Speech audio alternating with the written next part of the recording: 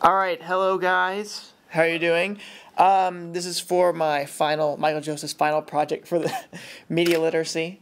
And so I have 5 social studies teachers here, and they're all going to talk about media literacy and the social studies. So first, they're going to tell about who they are and what subjects they are teaching or have taught. So, you guys want to go down the line?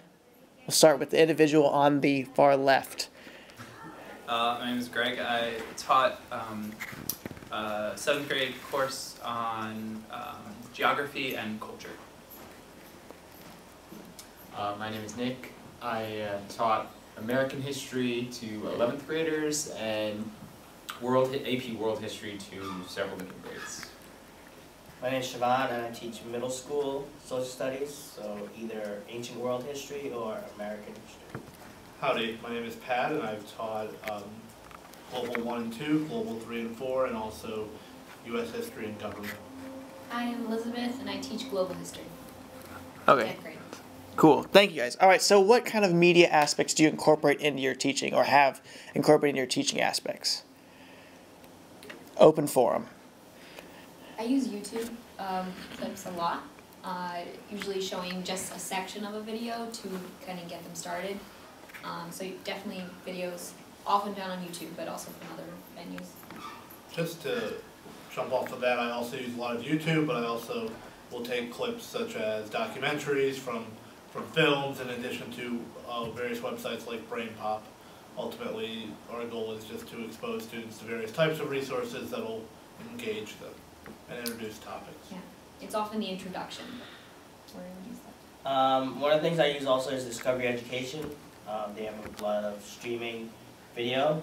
I also use CNN quite a bit with their video to kind of give them an aspect of just current media in terms of the news and things like that, and current events.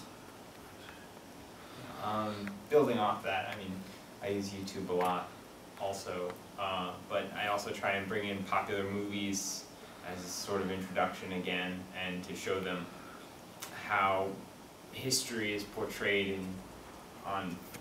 in popular culture versus how it's portrayed in media.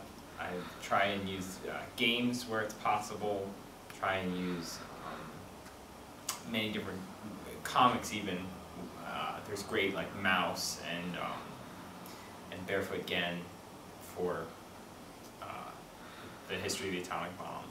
Also, just the creation of comics through programs such as Comic Life. Zinn's comic books are used a lot in my classes. In addition to that, just interaction with other types of media, propaganda posters, especially during the World War I and II. Just those forms of media as well, not just clips. Yeah, along with a lot of that, I try to use a lot of independent media too, to counter sort of mainstream media. And also I try to use music. Very much engages students and allows students to also bring in media that they want to bring in that they think is relevant. I just played Courtesy of the Red, White, and Blue by Toby Keith to talk about nationalism in my class. They're like, you listen to this stuff? No.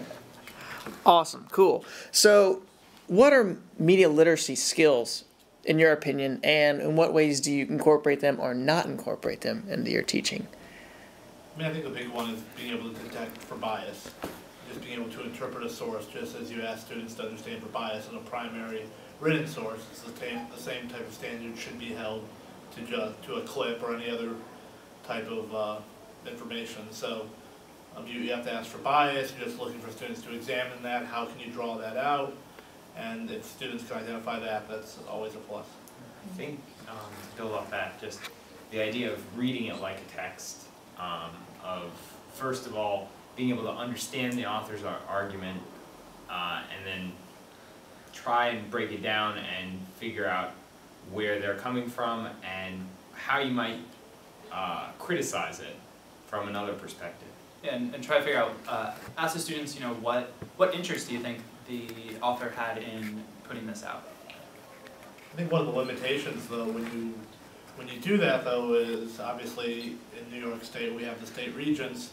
How much time can you spend on that instead of acquiring the content through that clip or through that media source. So, I mean, I think there has to be some type of trade-off, and I err more on the side of more content.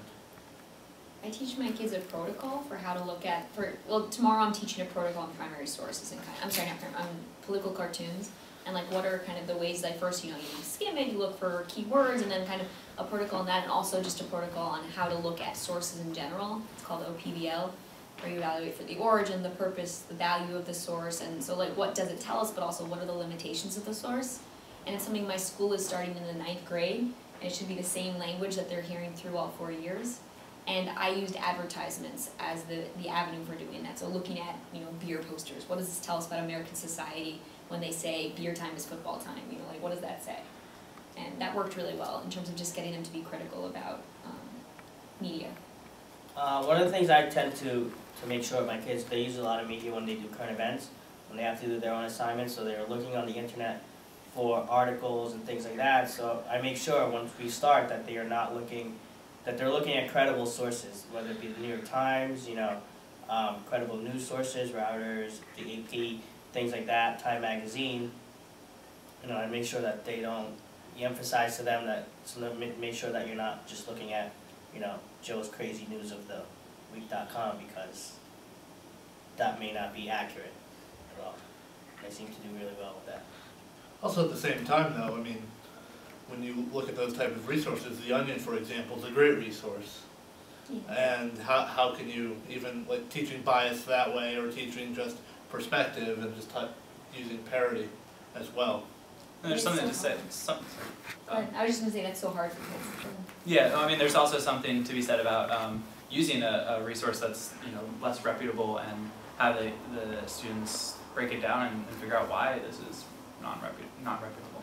Or let them have the background knowledge that they know they can read it, they'll be able to tell. Like today I showed them the Hossback memorandum, and they were in my class, oh, that's not the thing I did. Something today was racist, and they reacted and were like, that's racist. TED Talk I showed.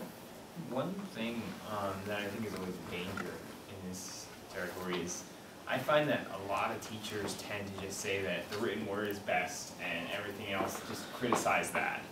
And I think you also need to be very conscious when you're watching different types of media of the good things that you can gain from that, and how it can tell you things that text can't tell